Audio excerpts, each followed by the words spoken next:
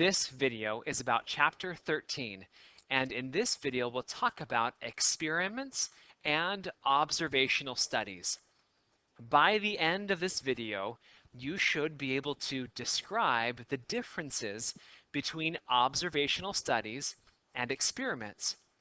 You should also be able to explain 4 principles of a well-designed experiment. Actually, there are 5 that we're talking about in this video. And you should also be able to define and give examples of confounding variables. First, an observational study. Observational studies are studies where the researchers do not influence the subjects. They simply observe them. Okay? So one example is a survey that asks students whether or not they eat breakfast on a regular basis and their GPA. And they're looking to see if there's some kind of an association between whether or not students normally eat breakfast and their GPA. Okay?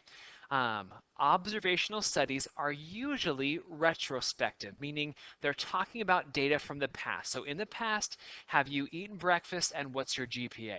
Okay? But sometimes observational studies are prospective, meaning it's going into the future. Okay? So from here on out, we can take a group of students and we can see going into the future if they eat breakfast and what their GPAs are going to be in the future. Okay, retrospective are about the past, past, prospective into the future. Okay, now I will tell you that prospective studies, as far as I know, are most commonly done in the medical field. Okay, they may take a group of children and follow them over the course of their lives and see, what things may have influenced certain, medical treatments or medical conditions. Okay, or they may take a group of adults and follow them over a number of years and see which of them have heart attacks or which of them get cancer. Okay, prospective studies go into the future and look at what's going to happen in the future, but most are retrospective. Okay, down here at the bottom, there's a note in red.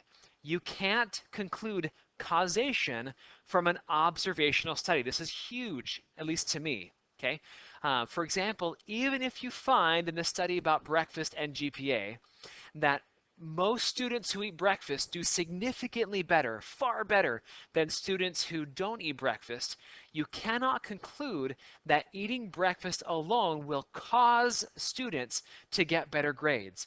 There may be other factors that are influencing grades than just whether or not they eat breakfast. Okay? Perhaps the students who get up earlier to eat breakfast are the kind of student that just naturally does better at school. Okay?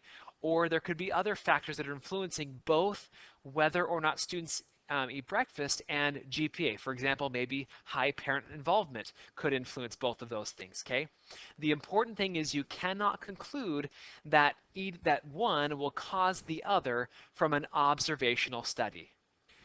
That's different from an experiment. In experiments are studies where researchers impose a treatment. They do something to the subjects and then research how that treatment changes some response variable. Okay, so for example, we could do an experiment with breakfast and GPAs. Okay, here's an example. You could randomly divide a group of students into 2 groups using randomization. Okay, so randomly into 2 groups, give one breakfast every day for 6 weeks. And then you compare that group with the other group at the end of 6 weeks and see if there's a difference in GPAs between the 2 groups, okay, or a difference from before and after the experiment. Okay. In a well-designed experiment, and I'll talk about the 4 principles of a well-designed experiment in a minute. In a well-designed experiment, you can conclude that one causes the other because theoretically you've limited all other variables except the one that you're imposing. Okay, from an experiment you can conclude causation, that eating breakfast results in better grades. Okay, now there are 4 principles of a well-designed experiment that you should follow. They are, first, control group to compare. Number 2, randomization to reduce bias. Number 3, replication to reduce individual differences. And 4, block, when your population comes from different groups. So the first is a control group to compare. In a well-designed experiment, there must be more than one group receiving a treatment, so we have something to compare to. Okay? Almost always, we don't impose any treatment to one group, so we can use this group to compare with the other group or groups. This group that we don't do anything with is called the control group. It's the group that we're doing nothing with, so we can compare that with our other treatment groups. In medical research, sometimes patients are given a placebo, which is a pill with no medicine. Okay, and this group becomes the control group. They found that if you do simply nothing to patients, that there's often no change or a decrease. Okay, but if you do something, if you give them a pill that has no medicine, sometimes they think they will get better, and so they just will naturally get better just by psychological reasons. That's been thoroughly studied. Okay, so there should be some groups that you can compare with other groups in an experiment. Number 2, randomization to reduce bias. Randomly assigning subjects to treatments will reduce bias. Okay, so for example, in our breakfast and GPA study, if a certain kind of student is more likely to select the breakfast or no breakfast treatment, then this would create bias in our study. I'm pretty sure that every student, if they could select, would select the breakfast group. But maybe this isn't the best example to talk about randomization, but let's kind of just imagine that there is a group of students that already eats breakfast at home, and therefore when they come to school they don't need breakfast given to them. Okay, let's say that that group is fundamentally different from the group that needs breakfast because they didn't get breakfast before coming to school. Okay, so that, self-selection could create some bias, and we would lose our ability to say that eating breakfast causes higher GPAs, if that's what happened in the study. Third, replication to reduce individual differences. Okay, there are 2 ways that replication is important. Okay, the first has to do with, in the study, there should be enough subjects in each treatment group that the group's summary data, like the mean or the median of the data, isn't influenced by 1 or 2 individuals. Okay, you have enough people there, that could be 10 or 20 or 30. You will see a general trend in this class is the more data we have, the better. Okay, but there should be enough people in your treatment groups that you can look at some summary data that's not influenced by 1 or 2 outliers. Okay, second place that replication is important. The experiment should be repeated with different subjects in different locations or in different settings. Okay, for example, the study about breakfast and GPA may have a different result if conducted at a different school. Okay, so if you repeat the experiment in a different place and with a different group of students, that may give you a different result. Okay, fourth principle that should be followed if you can. Sometimes your population comes from different subgroups that may affect your study. Okay, in this case, you should consider a randomized block design.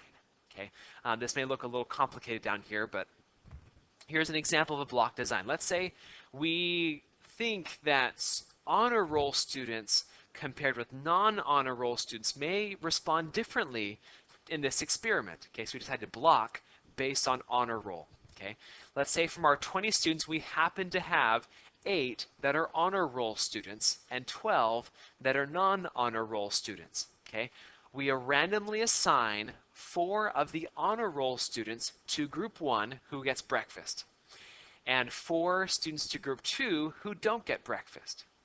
Okay, and then from our 12 non-honor roll students we randomly choose 6 of them to be in group 3 to receive breakfast, and 6 of them to be in group 4 with no breakfast. Okay, and then we compare the GPAs within each group of honor roll, non-honor roll. Okay, so what this does is it reduces the effect that honor roll and non-honor roll could have on our study, because we're kind of taking into effect making sure that we have the same number of honor roll and non-honor roll students in each group breakfast and no breakfast. Okay, a similar thing could have been done with gender. Okay, if you think that gender would affect this study, then you could block by gender, having, maybe there's, 10 male students and 10 female students. And then you randomly assign, 5 males into the breakfast group and 5 females into the breakfast group, and the other 5 males and 5 females could go into the no breakfast group. Okay, so you could block based on gender or any other variable that you think would affect your study. Okay, fifth is not part of the 4 principles, but it's one that is possible to use, and you probably should use if you can. Okay, and the idea is blinding. One possible component in designing an experiment is blinding, and it can happen in 2 places. First, the subjects or participants don't know which treatment they are receiving. Okay, this happens when treatments are receiving a placebo.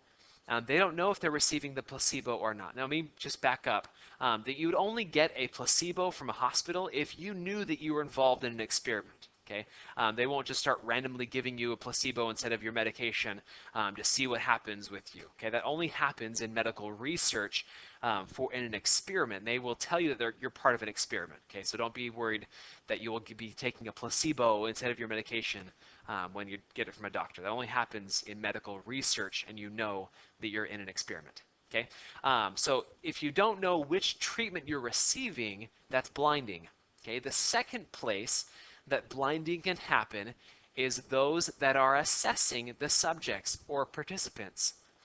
That those assessing them don't know which treatment they are receiving. Okay, if those assessing knew that this was in this group and this person was in that group, that may subconsciously or may affect their assessment of the individuals. Okay, experiments with one of these, either one, is called a single blind experiment.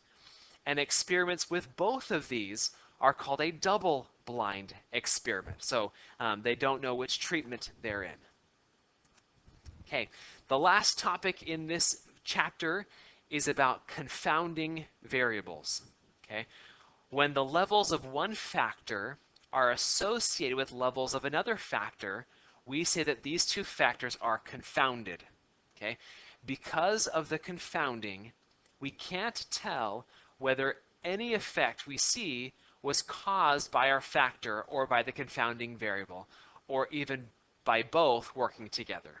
Okay, so for example, with our breakfast experiment, if we didn't use a block design, and we're pretty sure that the variable of honor roll versus non-honor roll may have been then that variable may have been a confounding variable. Okay, because we don't know how that variable would have affected our study. There could have been other factors like gender, weather, if it's, good weather outside, or class schedule. If this group happens to have a bunch of really hard teachers or really hard classes, that could affect the study. Okay, so confounding variables are when other factors are in our experiment than the one that we are studying, or the ones that we are studying. Okay, we do our best to limit the effects of confounding variables using a well-designed experiment. So this video was about experiments and observational studies. You should be able to describe the differences between an observational study and an experiment. You should be able to explain the 4 principles of a well-designed experiment and talk about blinding as well. It's not one of the 4. And you should also be able to define and give examples of confounding variables. Thank you so much for watching.